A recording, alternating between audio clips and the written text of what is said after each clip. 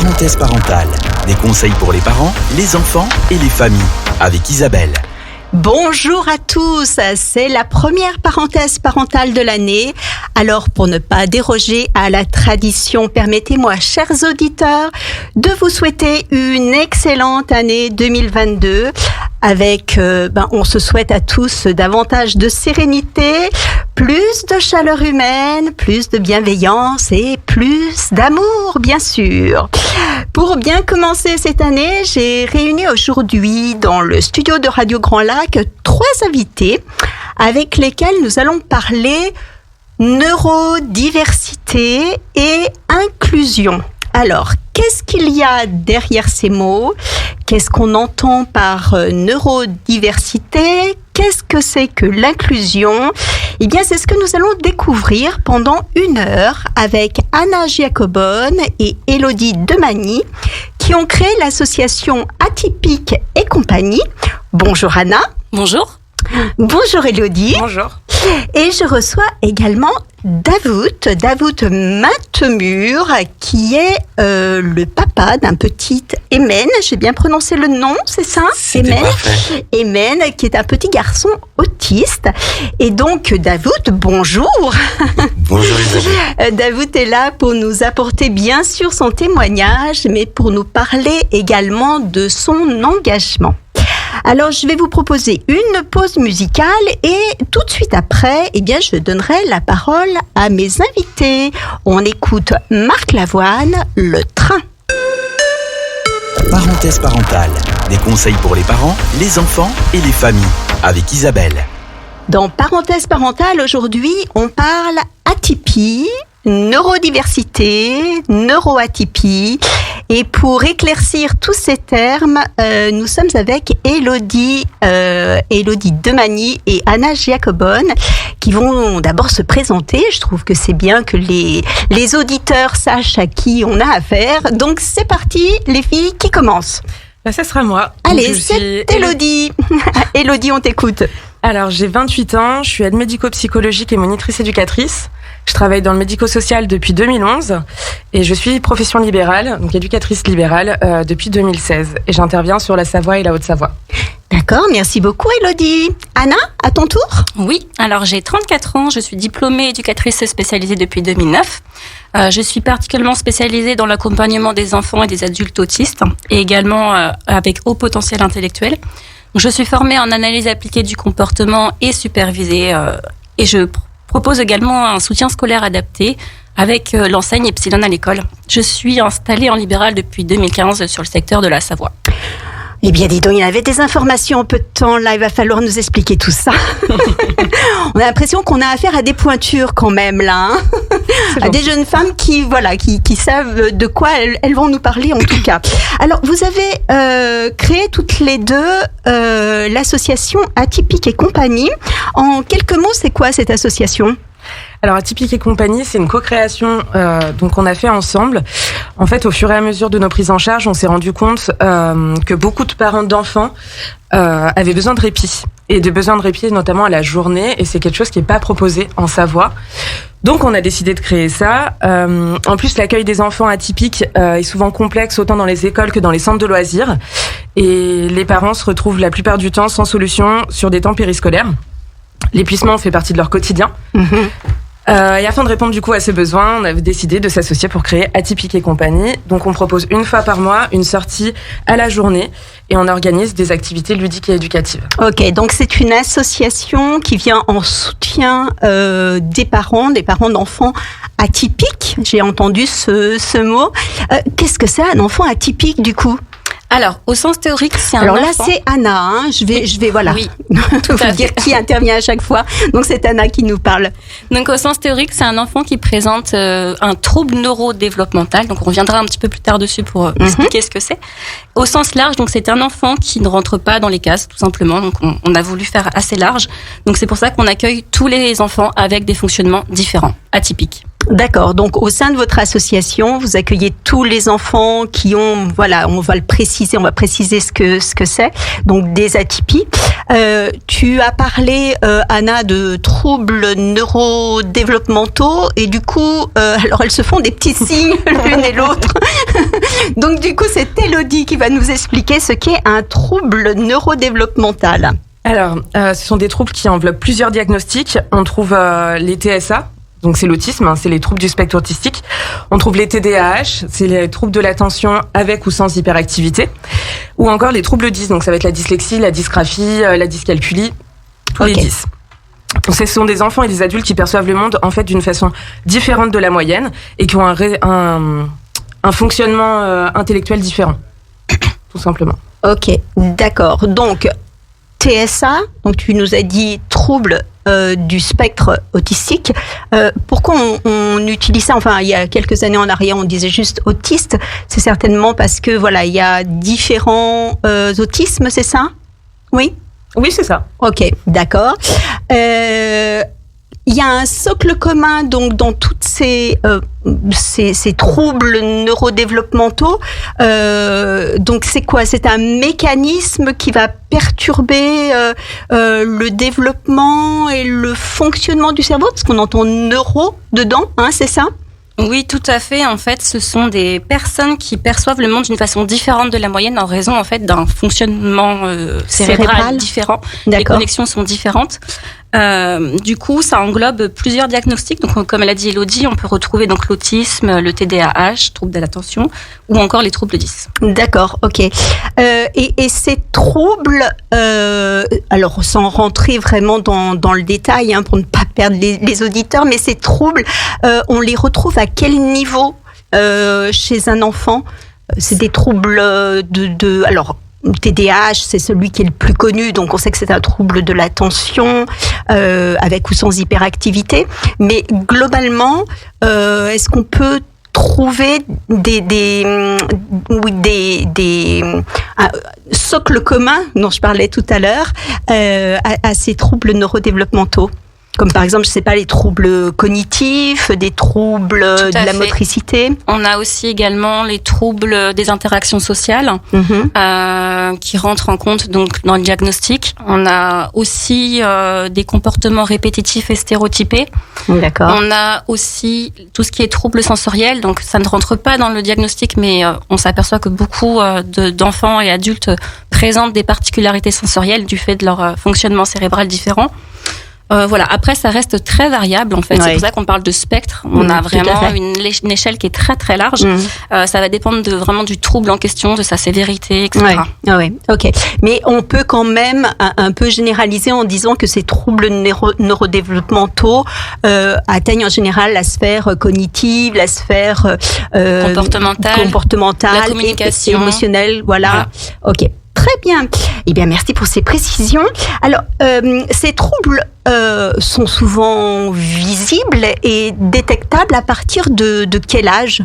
Alors encore une fois, ça va dépendre du trouble et de sa sévérité.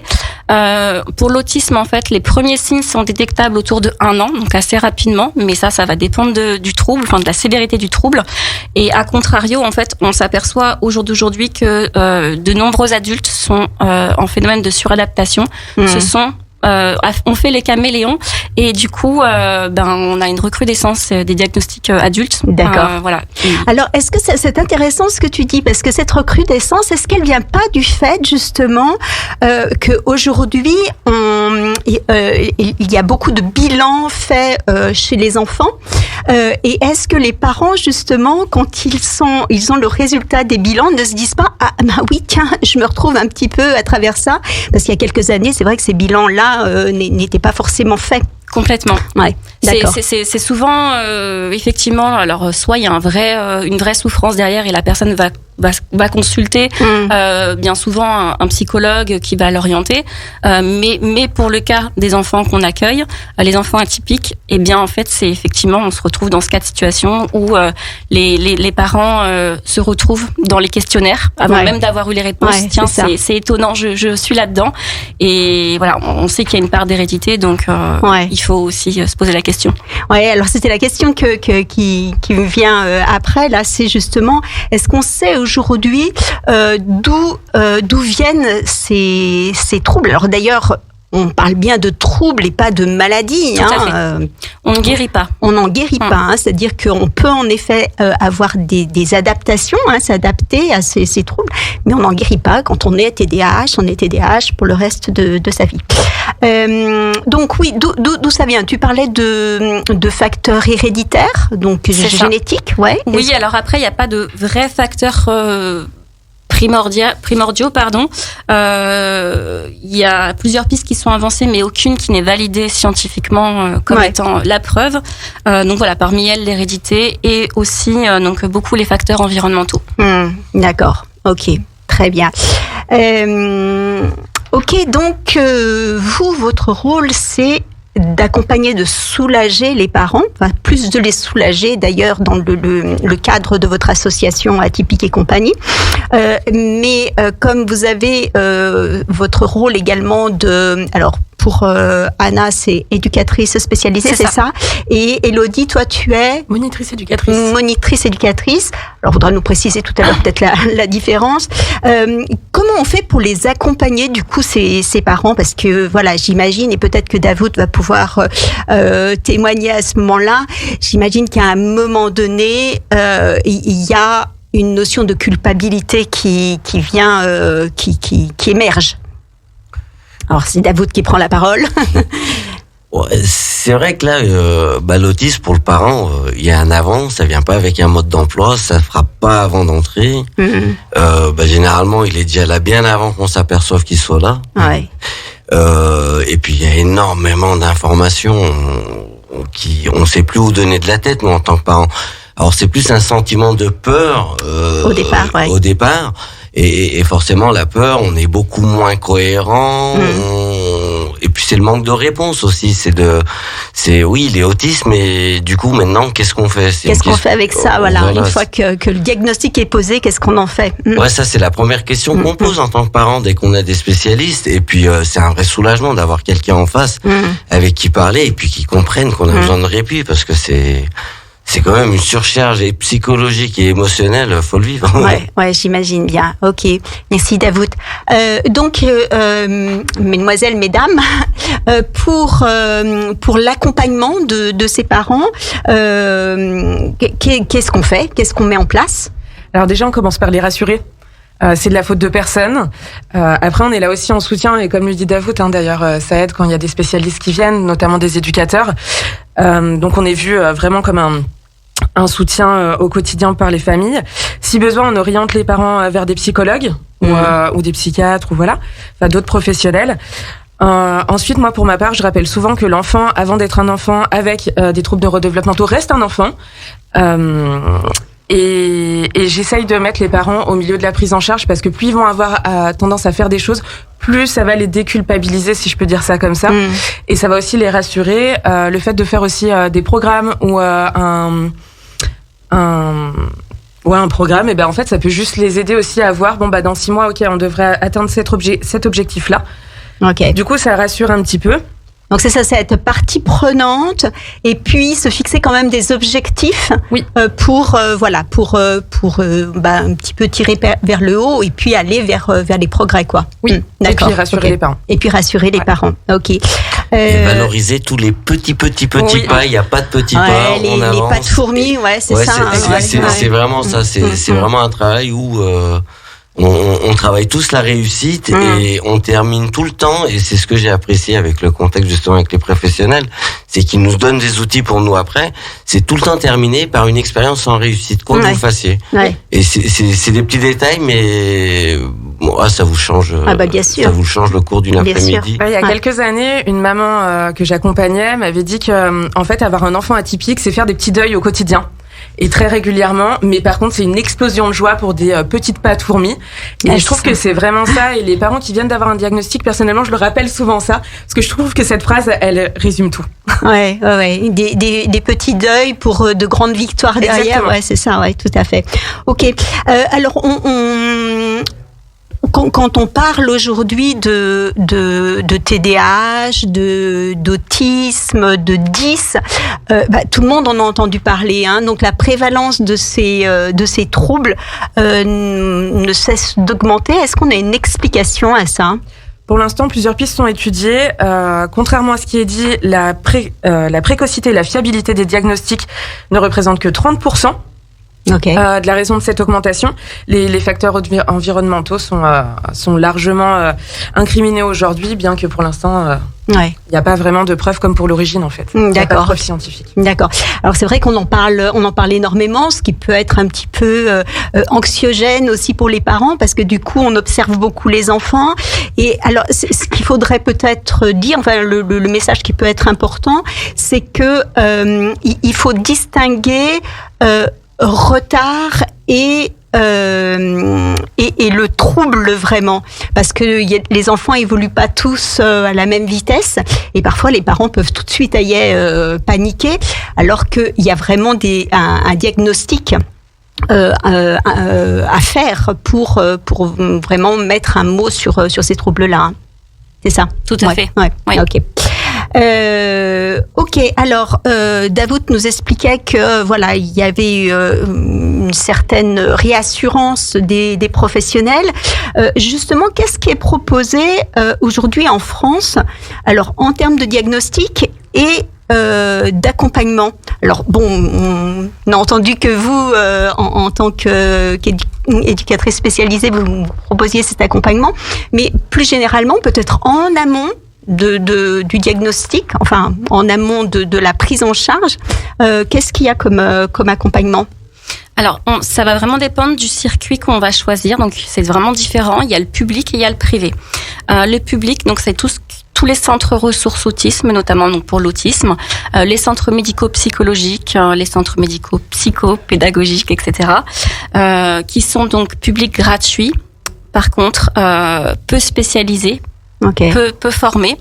Et à l'inverse, donc on a le privé, donc tout ce qui est libéraux. Donc on a les neuropsychologues, les éducateurs, les ergothérapeutes, les psychomotriciens, les orthophonistes, etc. Qui sont pour le coup privés, donc coûteux, mais par contre plus rapides et plus pointus, plus complets. D'accord, ok. Donc c'est un choix au départ du parent, ça? Des parents, de la famille? C'est un choix, c'est parfois un non-choix en raison de la situation, de l'urgence, des dispositions de la famille, voilà. L'enfant est quand même très tributaire des revenus des parents pour la prise en charge. Ouais, c'est ce que j'allais dire. Il y a le côté financier, il pèse beaucoup. Et puis, là, moi, j'en profite pour dire merci à toutes les assistantes sociales qui nous accompagnent, parce qu'on peut plus travailler. Après, le travail, ça devient vraiment difficile. Faut essayer de trouver des nouvelles sources de revenus et surtout les prises en charge qui sont gratuites. Les places sont chères, il y en a pas pour tout le monde. Il y a des temps d'attente. Et là, c'est les assistantes sociales qui font un travail remarquable. C'est des vrais médiateurs entre le médical et le social. Et l'alliance médicale-sociale, moi en tant que parent, on en bénéficie encore. D'accord, super. Ok, merci Davout.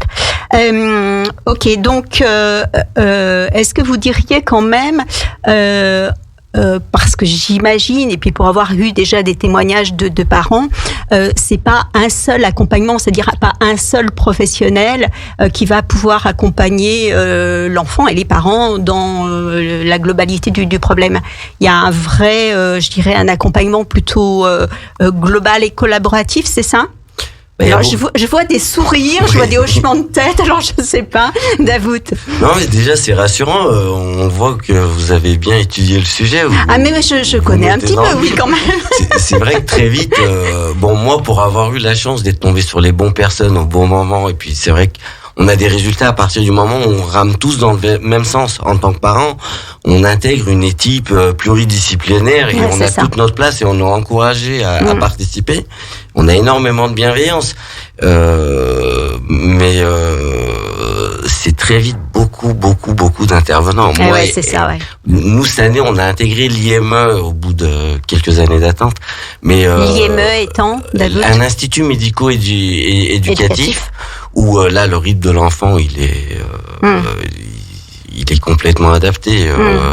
Nous, Ayman, pour résumer, il y a un mélange intelligent de tout ce qui est éducatif, il y a de la psychomotricité, il y a l'orthophonie, les passions, elles sont prises en compte, les centres d'intérêt aussi. On cherche vraiment à intéresser l'enfant. Ouais, mais alors du coup, c'est dans un même centre. Oui. C'est-à-dire que ça vous demande pas, vous, en tant que parent, à prendre des rendez-vous à droite, à gauche et devoir chercher les professionnels qui peuvent vous aider ou aider Emen. Et il y a ça, et puis il y a surtout le fait que c'est tout centralisé. Ouais, Ils voilà, travaillent en équipe. On a une interlocutrice où on a un contact téléphonique. C'est pratiquement du simultané qui fait le lien avec l'équipe. C'est surtout, on a des temps d'échange par rapport à l'état psychologique d'Emen. Parce que la première chose qu'on soigne, j'ai envie de dire que les professionnels soignent avec les parents, c'est un lien psycho-émotionnel qui est meurtri. On a un enfant qui est en souffrance, on comprend pas. Il y en a qui ont beau nous expliquer, mais le temps de digérer, ça demande beaucoup de temps. Et surtout que, je l'ai dit tout à l'heure, l'autisme, il frappe pas à la porte, il était déjà là. Donc quand il se déclare, c'est une situation, c'est des familles, on a les mêmes problèmes que monsieur et madame tout le monde, donc tout est pas rose déjà avant. Or très vite, c'est la situation familiale qui se dégrade, il y a des impacts sur le couple. Non, c'est quand même une traversée. C'est un tsunami. Moi, j'aime bien l'image de la crue du Nil. Parce qu'il y a un moment, il y a des périodes où il y a des endroits, et on est obligé de se mettre en retraite, faire un travail sur soi. C'est vraiment un travail dans son intérieur. Mais une fois que les eaux elles rebaissent, et là on a ce limon fertile. Et là, moi en tant que parent, c'est une expérience que j'arrive à partager avec beaucoup de professionnels. Et ce qui est encourageant, c'est que là, dans la région, il y a une vraie volonté d'apporter une réponse commune. Alors, ce qui est intéressant là dans le témoignage de Davout, c'est on se rend compte que il y a un travail personnel à faire. Alors, on en discutera un petit peu plus dans la deuxième partie de l'émission. Mais il y a un travail sur soi à faire qui est énorme et que tout le monde n'a pas la possibilité. Enfin, j'imagine chaque parent n'a pas la possibilité de faire. Donc ça, c'est aller chercher au fond de soi les ressources pour faire cette traversée du désert au départ, c'est pas évident. Alors, je veux juste revenir sur l'association Atypique et compagnie parce que vous avez abordé en tout début d'émission rapidement ce que vous mettiez en place dans cette association. Mais est-ce que vous pouvez nous donner un peu plus de précision? Qu'est-ce que vous proposez au sein d'Atypique et compagnie? Qui est-ce qui nous répond là? C'est Elodie, c'est Anna. C'est Anna. Allez, Anna. Si tu veux. Qu'est-ce qu'on propose? On propose essentiellement, comme la redit en fait Davout, il y a un besoin de répit, donc c'est notre objectif premier, le répit pour les familles. Donc d'ailleurs, dans ce sens-là, en fait, on accueille aussi les fratries complètes. Donc même si les enfants ne sont pas atypiques, en fait, pour pouvoir soulager vraiment la famille sur la journée entière. D'accord. Se dire qu'ils ont leur journée et pour eux. Okay. L'inclusion, on travaille effectivement l'inclusion évidemment, parce qu'on organise exclusivement des sorties à l'extérieur, tournées vers l'extérieur. Alors, je vais te laisser terminer. Oui. On revient sur l'inclusion dans quelques instants. Vas-y, ok. L'épanouissement des enfants, puisque effectivement, donc on crée nos projets, on propose nos activités en fonction de leur centre d'intérêt. On sait que c'est deux arguments qui sont très forts chez ces enfants-là. Quand la motivation est présente, forcément, les émergences sont bien plus spectaculaires. Donc du coup, en résulte forcément un épanouissement. D'accord, ok. Donc tu as parlé d'inclusion. Oui. Bon, c'est un terme pareil qui est un petit peu à la mode. J'aimerais bien qu'on le précise du coup, parce que qu'est-ce que c'est l'inclusion? Inclusion, intégration, c'est quoi la différence? Alors, inclusion, c'est différent d'intégration. On joue sur les mots, c'est vrai. On joue sur les mots, mais la différence, même si elle est ténue, elle est quand même hyper importante. C'est ça. Intégration, donc en fait, on va intégrer un enfant, une personne dans un groupe. L'inclusion, on va l'intégrer, mais en fait, on va adapter les réponses, les projets à cette personne-là, et les autres personnes vont aller vers. C'est pas à côté. On n'est pas à côté, on est ensemble. On construit quelque chose ensemble. On adapte pour la personne. Voilà. Si je peux parler. Alors j'aime beaucoup ça, aller vers, c'est-à-dire qu'en effet, dans l'inclusion, on va accepter chacun avec ses différences et tout faire pour mettre en place cette vie en commun, alors que dans l'intégration c'est un petit peu en fait il faut rentrer dans le moule, et puis s'adapter. Ok, d'accord, très bien. Donc c'était une précision importante. Donc une association qui permet aux parents de souffler et aux enfants d'aller vers des activités qui les portent. Qu'est-ce qu'il y a comme type d'activité justement ? Alors, on avait proposé par exemple une sortie au village du Père Noël, à la maison du Père Noël. La maison du Père Noël, voilà, en Haute-Savoie. Et là, les 2 prochaines sorties, c'est exceptionnellement que sur l'après-midi. Parce que du coup, on fait des sorties luge, donc on avait peur que les enfants aient un petit peu froid toute la journée. Du coup, voilà. Ah oui, parce que c'est sur la journée en plus. Oui. Oui, d'accord. Oui, tout à fait. Donc là, pour la luge, on s'est dit la demi-journée, c'est suffisant. Après, on avait des projets justement d'inclusion, comme un projet escalade. Mais malheureusement, ça a été suspendu à cause du Covid. Ok, oui. La période se prête pas trop à ce genre de choses. Mais alors, du coup, ça vous demande quand même, parce que vous êtes toutes les deux dans l'organisation de l'association, c'est ça ? Oui. Et donc, puis on a notre collègue Mégane aussi, Broussard, qui vient renforcer l'équipe s'il y a besoin ou nous remplacer si l'une de nous est malade. Ok. Du coup, ça vous demande une vraie organisation parce que emmener des enfants, vous pouvez emmener jusqu'à combien d'enfants du coup ? Du coup, on s'est fixé 6 enfants maximum. 6 enfants. On pourrait plus en fait, mais pour des questions pour bien les entourer, les encadrer, les accompagner en fait. Au-delà, c'est pas possible. Ok, d'accord. Et donc oui, donc il y a toute une organisation et le transport et le matériel. Et d'accord. Ok. Très bien. Est-ce qu'on peut du coup parler tarifs ? Comment ça se passe si on veut s'inscrire, si des parents sont intéressés ? Alors pour s'inscrire, donc on a notre site internet et notre page Facebook. Concernant les tarifs, donc on a essayé de faire les plus bas possibles. Malgré cela, donc la journée est quand même à 120 €, la demi-journée à 60 €. Il y a le repas compris. Le repas n'est pas compris pour des questions notamment d'hypersélectivité alimentaire parce qu'on a souvent des enfants qui présentent cette particularité. Également pour des questions d'allergie. Donc c'est plus commode pour tout le monde de sans repas. Par contre, on a le transport, l'accès aux activités, tout le matériel à côté et le goûter que l'on fournit. Ok. Voilà. D'accord. Très bien. Quelque chose à rajouter par rapport à ça, non ? Est-ce que au niveau donc de la gestion de l'association, d'ailleurs, elle a combien de temps cette association ? Elle est assez récente, je crois, non ? Quelques mois. Elle a quelques mois. Oui. D'accord. Donc vous êtes au tout début de l'activité. Est-ce que du coup, il y a quelques difficultés, vous heurtez, je sais pas, à des problèmes administratifs, des problèmes de salles, de locaux ? Oui. Alors au début, notre projet initial, c'était d'accueillir les enfants un mercredi sur 2. Mais malheureusement, après des mois et des mois de recherche, on n'a pas trouvé de locaux et encore moins des locaux adaptés. La seule chose qu'on avait trouvé, c'était un gymnase et qui finalement n'était pas disponible. Ok. Donc voilà, c'est principalement la grosse difficulté qu'on a eue et on a dû modifier le projet et passer à un mercredi par mois et des sorties exclusivement extérieures. J'ai envie de vous dire, le micro de Radio Grand Lac est ouvert. Allez-y, lancez votre appel. Si vous louez des locaux qui peuvent être adaptés à des enfants qui ont des particularités, un mercredi sur 2, nous sommes preneuses. Alors, on va peut-être préciser justement quel type de locaux il vous faudrait.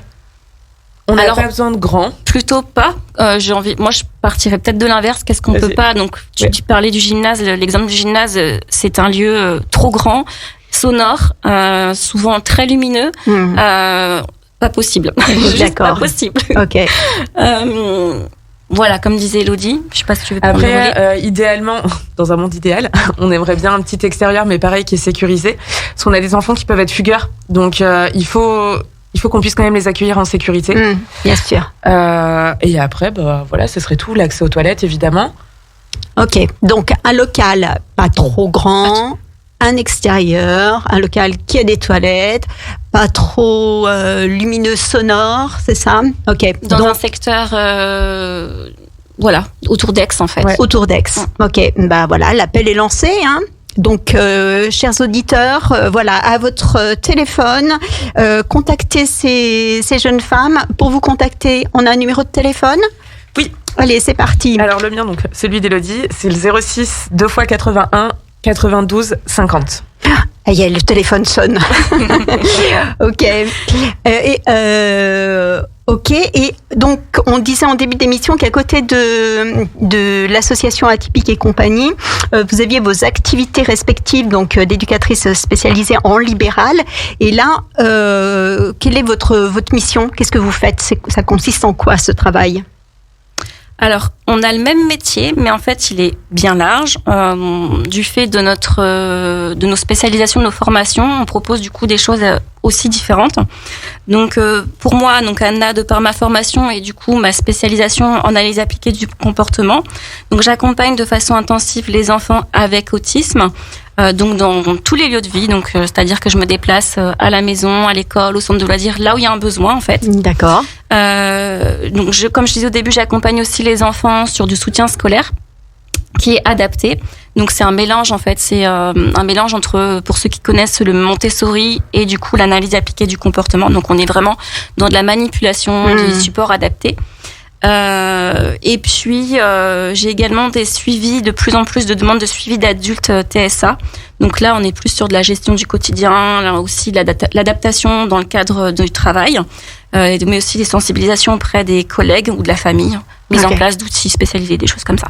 D'accord, très bien. Et pour ma part, donc je suis spécialisée en pédiatrie, en troubles neurodéveloppementaux. Pour autant, j'accompagne autant, par exemple, des tout petits de 3 ans qui ont un diagnostic d'autisme que des ados en décrochage scolaire ou alors des ados qui viennent de recevoir un diagnostic psychiatrique.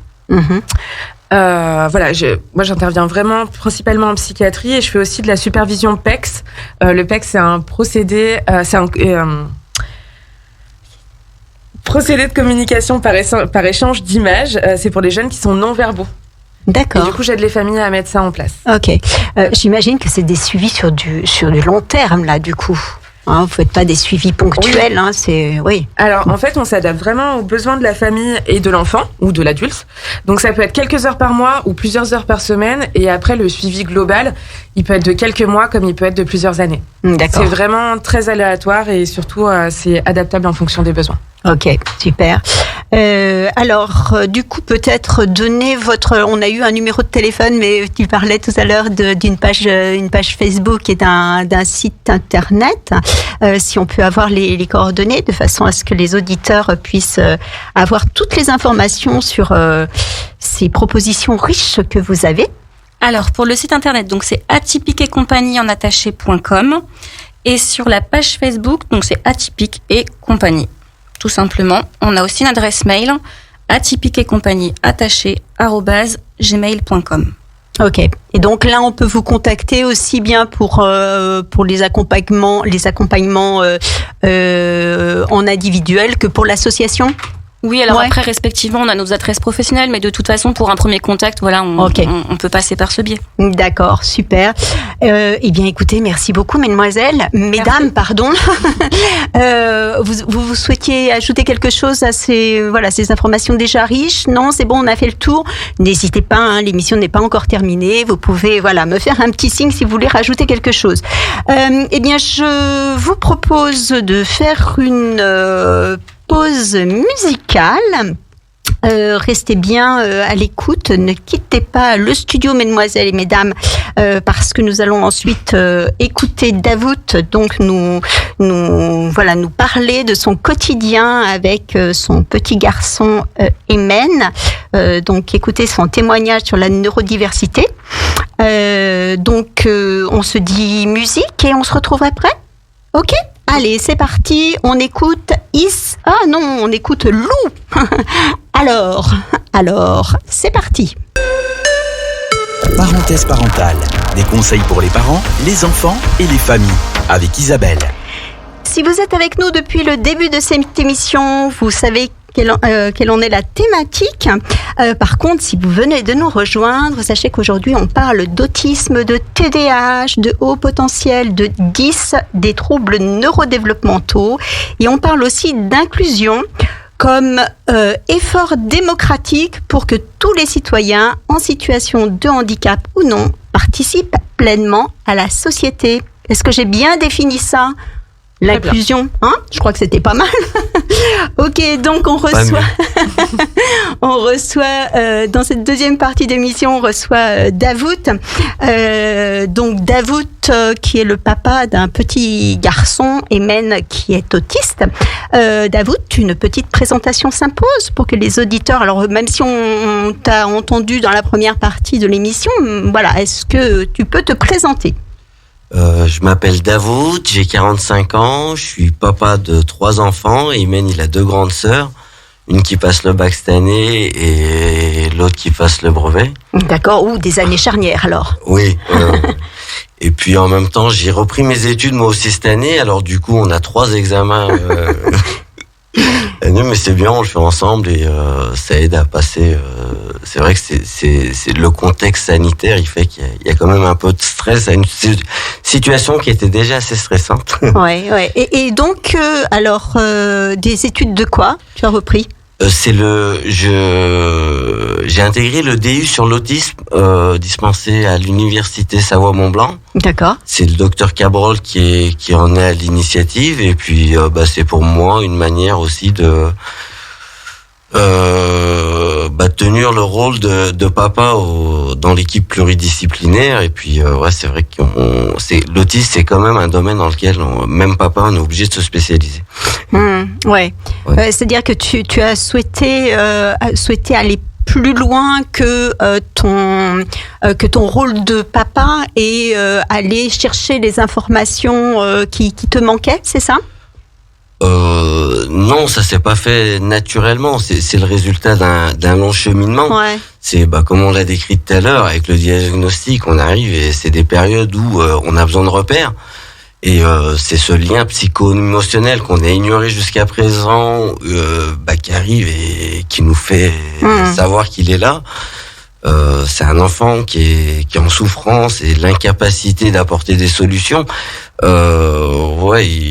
C'est vrai qu'on y voit. C'est pas la période où j'y ai vu le plus clair. Ouais, certainement. Ouais. Et c'est dans un premier temps, c'est les accompagnements. Et moi, j'ai eu de la chance. Je me présente comme un vénard parce que malgré toutes les difficultés, j'ai réussi à trouver le bon interlocuteur pour pouvoir avancer. Et j'ai toujours voulu ramer dans le même sens, travailler en équipe. Ça s'appelle pas de la résilience, là, ça? Ouais, c'est ce qu'on acquiert, la résilience, la patience. C'est vrai que moi, des fois, je me reconnais pas moi-même, mais apparemment, ça en vient, du coup, on va continuer. Ok, donc. Mais il y a tout ce passage où, c'est comprendre ce qui se passe. Vous êtes sur un ring de boxe, vous n'avez pas vu venir et vous avez des petits oiseaux qui tournent autour de votre tête. Ok, donc, alors justement, on va préciser un petit peu le contexte, Davout. Donc, marié, 3 enfants, Aymen, donc, qui est le petit dernier. Donc, qui a quel âge? Aymen a 11 ans. Aymen a 11 ans. Le diagnostic de l'autisme est arrivé à quel moment? Moi, pour Aymen, il est arrivé très tôt. On a eu le diagnostic juste avant la rentrée en maternelle à 3 ans. Ce qui est quand même très tôt pour l'époque. Aujourd'hui, ça va un peu plus vite, mais à l'époque... c'est vrai que l'autisme, il y avait encore cette retenue des médecins parce qu'ils avaient conscience du choc que ça provoquait sur les familles et puis la réponse pour l'accompagnement des familles, encore aujourd'hui, c'est pas facile. C'est les premières rencontres qu'on fait parce qu'on a déconnecté un peu de tout le monde. C'est un peu comme si vous voyez émotionnellement d'un coup. Vous étiez un peu comme tout le monde, donc aux 220 volts, et puis d'un coup, avec l'autisme, et puis surtout les souffrances d'Aymen, moi, c'était tout à 20 000 volts. Ouais, j'imagine bien. Et donc, mon premier réflexe a été de m'accrocher à mes très proches, mais eux, ils étaient à 220, et c'est clair que ça a fait des éclairs, et... ça, c'est une période, d'ailleurs, je m'en excuse, je savais pas, j'avais peur, du coup, j'ai pensé à vous. Sûr. Et du coup, qui est-ce qui a, quel a été le déclencheur? C'est-à-dire, est-ce que c'est, parce que tu as expliqué, donc c'est quand Aymen était à l'école, sa première année de maternelle. Non, c'était avant. C'était avant. On a eu le diagnostic pour la rentrée. Pour la rentrée. C'est-à-dire que vous aviez déjà détecté des choses qui vous semblaient... dysfonctionner, enfin ne pas être dans le vous, il y a quand même beaucoup la maman. Non. Ouais, d'accord. Moi, comme tous les papas, c'est mais non, c'est rien, occupe-le. Bon, après c'est comme ça que ça s'est passé pour nous. Mais la maman, les premiers signes, vous voyez, maintenant dans la formation, on arrive.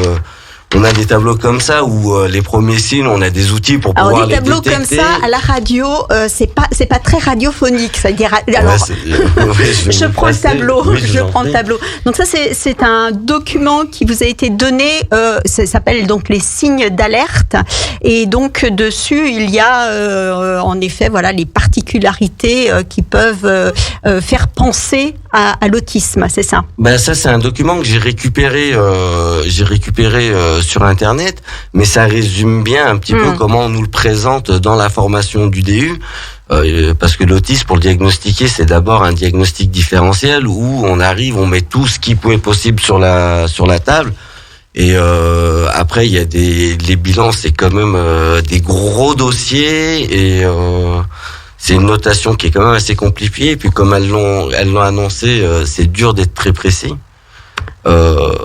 Okay. Du coup, quand les professionnels ils vous expliquent ça, vous en tant que parent, vous vous dites wow. Alors, on a bien entendu, Davout, que la dimension émotionnelle était très importante dans le vécu, le ressenti du diagnostic de l'autisme. Est-ce que vous pouvez est-ce que vous pouvez, je dis vous maintenant, est-ce que tu peux nous expliquer un petit peu le quotidien du coup avec un enfant autiste? Ça correspond à quoi exactement? Alors on a dit tout à l'heure en première partie d'émission qu'il pouvait y avoir différents degrés d'autisme, mais pour toi au quotidien avec Aymen, c'est quoi? Je pense qu'il y a beaucoup de parents qui vont se retrouver, mais le quotidien, moi avec Aymen, il est multidimensionnel déjà. Déjà, si je voudrais commencer par ça, parce qu'il y a besoin d'avoir une vision globale et dans l'action locale, il faut quand même être spécialisé, ou si vous l'êtes pas, d'être en binôme avec le bon spécialiste. Et là aujourd'hui. Il y a quand même beaucoup de choses, c'est dur de faire le tri des informations. Donc la première difficulté, c'est ça, c'est de trouver le bon rythme de vie qui est à tout le monde, parce qu'il faut pas oublier, Aymen il fait partie d'une fratrie. Ouais, c'est Nous, ça. on a choisi de le garder à la maison, parce que je pars du principe que l'inclusion, c'est à la maison qu'elle doit commencer. Et puis quand ça se passe bien, on donne envie aux autres. Alors du coup, il y a des gens qui nous rejoignent.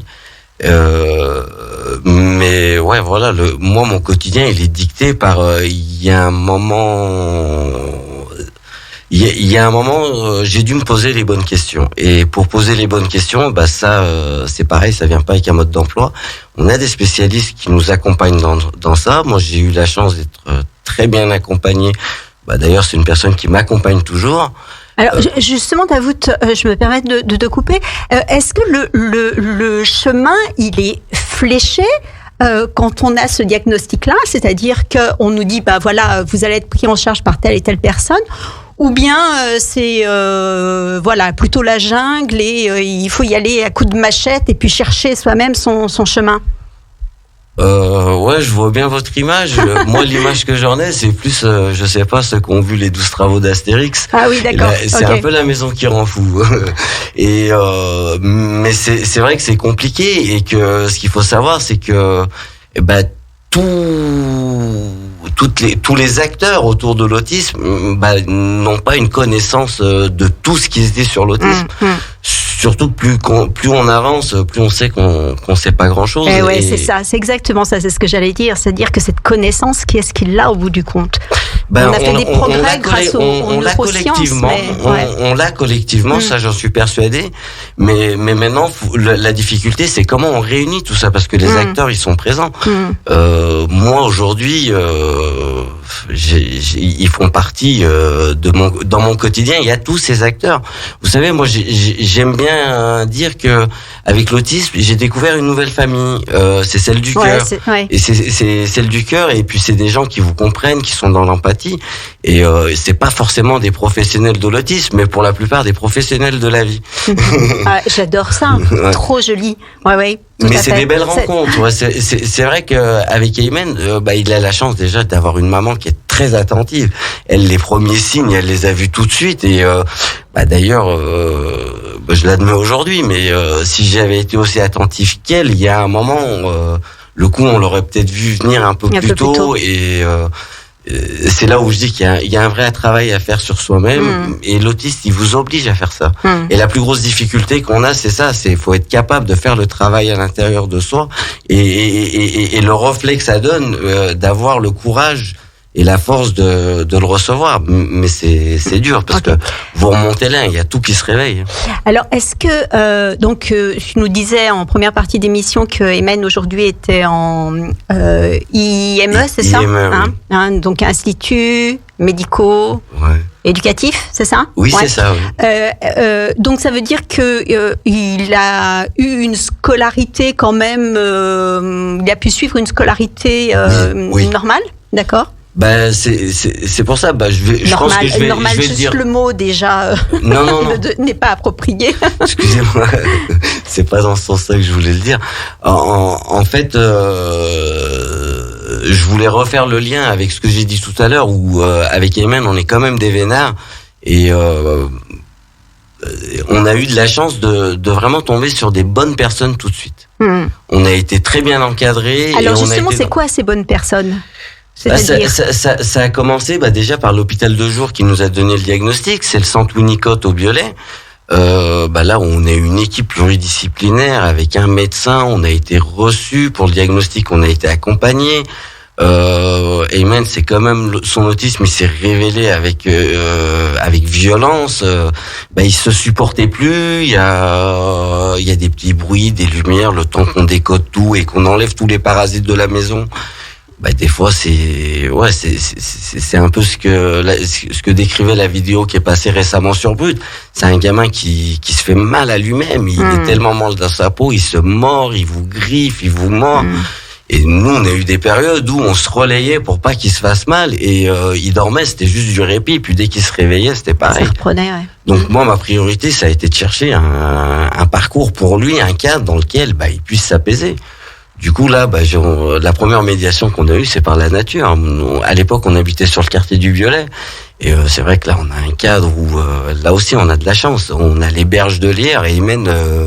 ça peut faire la différence, ça aussi. Ça faisait toute la différence. Pour faire l'assiette, c'était en poussette, on descendait là-bas.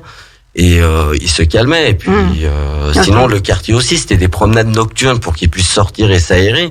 Et là, tous les habitants du quartier, ils l'ont adopté. Et du coup, l'inclusion, il l'a toujours vécu, Aymen, par contre. Ouais, donc une vraie adaptation, en fait, à sa vie à lui. C'est-à-dire que vous avez dû mettre entre parenthèses aussi un petit peu votre vie à vous. Tu expliquais tout à l'heure que parfois ça peut être aussi problématique au niveau du couple, au niveau de la famille.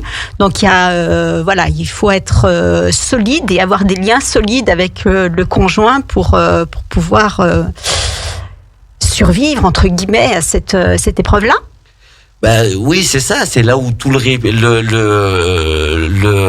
besoin de répit des familles apparaît, parce que souvent c'est quand même intense. C'est très intense, et les professionnels, ils récupèrent ces familles, et à chaque fois le manque de répit, il apparaît souvent dans les causes des tensions familiales. Ouais, okay. Et encore aujourd'hui, c'est un besoin, malgré une prise en charge quand même assez complète par rapport à ce qui se fait, nous, pour Aymen, mais le besoin de répit est omniprésent. On n'a pas beaucoup de structures où passer le relais. Ok.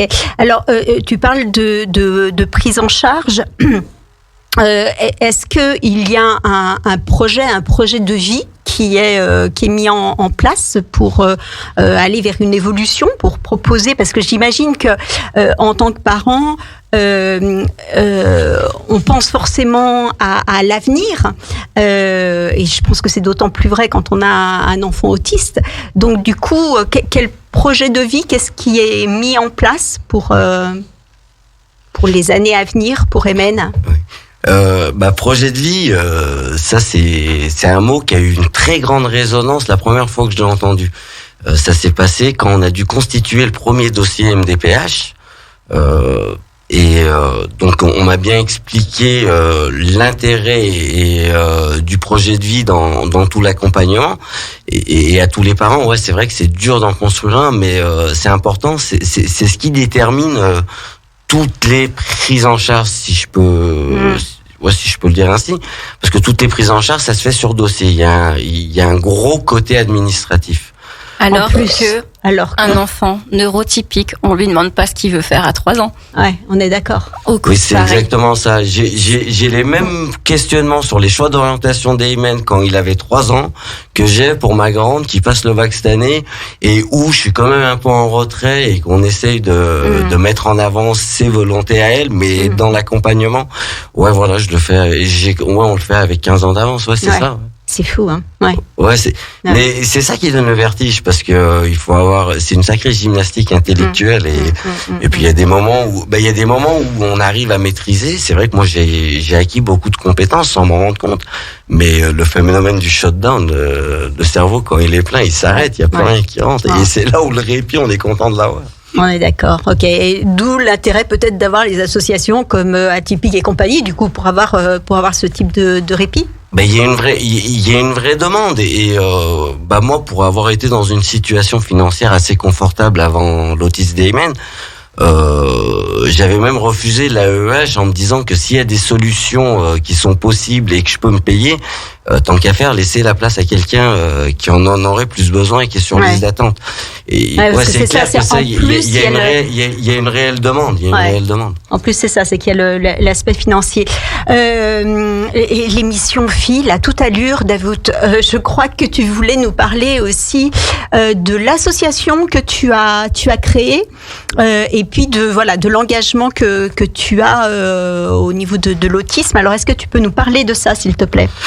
Oui, bien sûr. Mais avant de présenter l'association, moi, j'aimerais bien aussi présenter le cheminement qui m'a amené. Allez, 2 minutes, Davout. Allez, c'est 2 minutes top chrono. Bon, après, c'est comme toutes les aventures. Je vous l'ai dit, c'est des rencontres. Donc, moi, j'ai eu la chance d'abord, d'avoir un diagnostic tôt pour Eymen, d'avoir eu une place en hôpital de jour assez rapidement. Avec l'école, on a mis beaucoup de choses en place, pareil, très rapidement. Et l'accompagnement que j'ai eu, ça a été déjà, ça a rassemblé beaucoup de personnes dès le début. Puis il y a eu des rencontres qui ont été quand même prédominantes. Déjà, je voudrais citer Jacqueline Rastello, la présidente du Café Violet. C'est le premier endroit où on a vraiment été accueillis en disant que pour nous, l'autisme, c'est pas du tout un problème. Et moi, mon association, la seule chose qui est exclue, c'est l'exclusion et vous avez toute notre place. Du coup, avec elle, elle a rejoint notre aventure humaine à ce moment-là. Et puis après Jacqueline, ça a été beaucoup d'autres rencontres. Ça allait assez vite à partir du moment où moi j'ai été prêt. Là, on a lancé depuis l'année dernière un projet accueil des enfants TSA en milieu ordinaire avec la maison de l'enfance du Biolay. Ils m'ont pris au CA, je passe le DU en binôme avec la directrice, et qui est directrice mais maman, et elle, pour elle, le loisir, ça devrait être un droit pour tous. Et puis j'ai fait le salon de l'autisme au mois d'octobre. Et là, j'ai rencontré une vraie communauté qui a envie, qui est dans l'action. C'est là où j'ai rencontré Lorraine Ferrandez, avec qui on monte l'association. Donc l'association, le but Davout, je vais être obligée de te faire revenir pour une autre émission. Hein, mais j'allais le demander, ça tombe bien que vous le proposiez, venir avec Lorraine. On fera une émission spéciale, Davout. Oui, donc tu as créé cette association. Alors ce que je te propose, Davout, parce qu'on arrive là au terme de l'émission, ce que je te propose, c'est que Radio Grand Lac te serve de relais, en fait, pour parler des événements que tu mets en place et des actions que tu souhaiterais mettre en lumière. Je me ferai porte-parole de ça avec grand plaisir, parce que c'est une thématique qui m'est chère et qui, je crois, est importante aujourd'hui, qu'il faut la mettre en lumière. Voilà, donc on arrive au bout de l'émission, une émission que j'ai adoré animer en votre présence, Anna, Elodie, Atypique et compagnie. Davout, merci beaucoup pour ta présence et pour ce témoignage. On a senti qu'il y avait beaucoup de passion et d'émotion derrière les mots que tu as mis. Voilà, donc dans 2 semaines, j'accueillerai 2 praticiennes et consultantes en neurofeedback, une technique issue des neurosciences, des techniques d'entraînement et de régulation cérébrale, tout un programme. Je vous dis à dans 15 jours. D'ici là, prenez soin de vous et de votre famille et restez bien à l'écoute de Radio Grand Lac sur le 92.1 ou sur radiograndlac.com, car dans 30 minutes, c'est l'heure du kiff avec Hugo Magnin, une émission que vous êtes nombreux à attendre. Merci beaucoup à tous les 3. Merci. Merci. Merci. Au revoir à tous et à dans 15 jours.